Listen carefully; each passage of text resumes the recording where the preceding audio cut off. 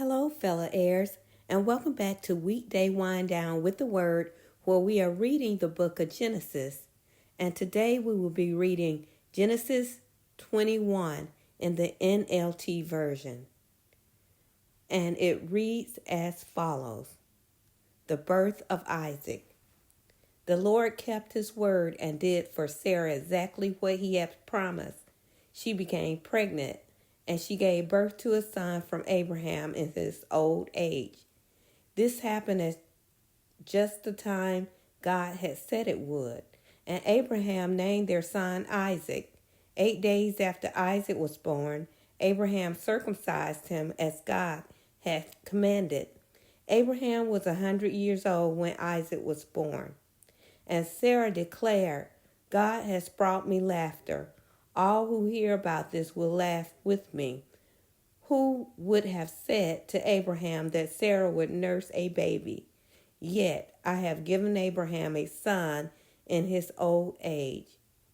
Hagar and Ishmael are sent away.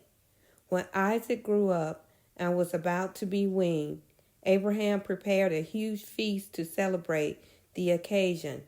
But Sarah saw Ishmael, the son of Abraham, and her Egyptian servant Hagar, making fun of her son Isaac. So she turned to Abraham and demanded, Get rid of that slave woman and her son. He is not going to share the inheritance with my son Isaac. I won't have it. This upset Abraham very much because Ishmael was his son. But God told Abraham, Do not be upset over the boy and your servant. Do whatever Sarah tells you, for Isaac is the son through whom your descendants will be counted. But I will also make a nation of descendants of Hagar's son, because he is your son too. So Abraham got up early in the next morning, prepared food and a container of water, and strapped them on Hagar's shoulder. Then he sent her away with their son, and she wandered aimlessly in the wilderness of Beersheba.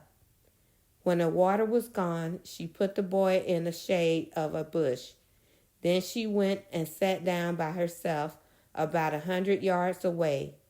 I don't want to watch the boy die, she said, and she burst into tears. But God heard the boy crying, and the angel of God came to Hagar from heaven. Hagar, what's wrong? Do not be afraid. God has heard the boy crying, and he lies there. Go to him and comfort him, for I will make a great nation from his descendants. Then God opened Hagar's eyes, and she saw a well full of water. She quickly filled her water container and gave the boy a drink. And God was with the boy as he grew up in the wilderness. He became a skillful archer, and he settled in the wilderness of Paran. His mother arranged for him to marry a woman from the land of Egypt. Abraham's covenant with Abimelech. About this time, Abimelech came with Phicol, his army commander, to visit Abraham. God is obviously with you, helping you in everything you do, Abimelech said. Swear to me in God's name that you will never deceive me by my children or any of my descendants. I have been loyal to you, so now swear that you will be loyal to me and to this country where you are living as a foreigner. Abraham replied, Yes, I swear to it. Then Abraham complained to Abimelech about the well that Abimelech's servant had taken by force from Abraham's servants. This is the first I've heard of it, Abimelech said. I have no idea who is responsible. You have never complained about this before. Abraham then gave him some of his sheep, goat, and cattle to Abimelech, and they made a treaty. But Abraham also took 7 additional female lambs and set them off by themselves. Abimelech asked, Why have you set these 7 apart from the others? Abraham replied, Please accept these 7 lambs to show your agreement that I dug this well. Then he named the place Beersheba, which means well of the oath, because that was where they had sworn the oath. After making their covenant at Beersheba, Abimelech left with Pekah, the commander of his army, and they returned home to the land of the Philistines. Then Abraham planted a tamarisk tree at Beersheba, and there he worshipped the Lord, the eternal God. And Abraham lived as a foreigner in the Philistine country for a long time. And that completes Genesis 21 in the NLT version. I really don't have many thoughts on this except for that God, I do appreciate that God looked out for Hagar and her son after they were thrown out, because it was part of Sarah's plan to get a son through her maiden.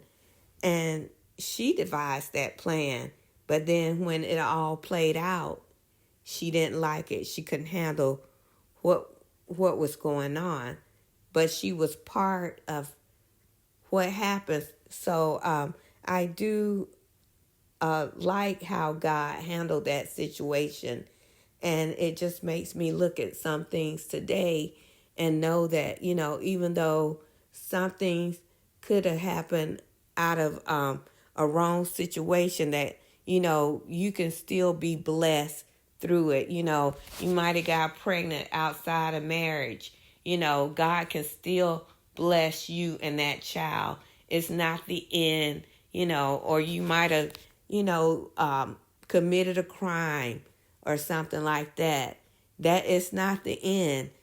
People make mistakes and God forgives, and God help people get through those times, and he can bless you.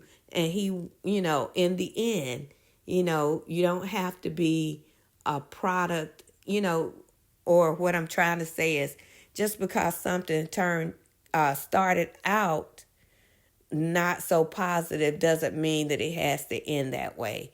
You can have a positive ending. And so that's something that really stood out with me in Genesis 21. What do you guys think? And I'm sure if I go back and read and think on it some more, God may reveal some other things to me. But, please put in the comments below what's on your mind, what God showed you in this. Did God open up your eyes to something that you've never seen before? Please just write it in the comments below. Thank you so much for watching this video. My voice is still kind of hoarse. I'm still struggling here trying to make these videos this week. Hopefully next week will be a lot better. Thank you again for spending time with Weekday Wind Down with the Word, and have a blessed day. Bye.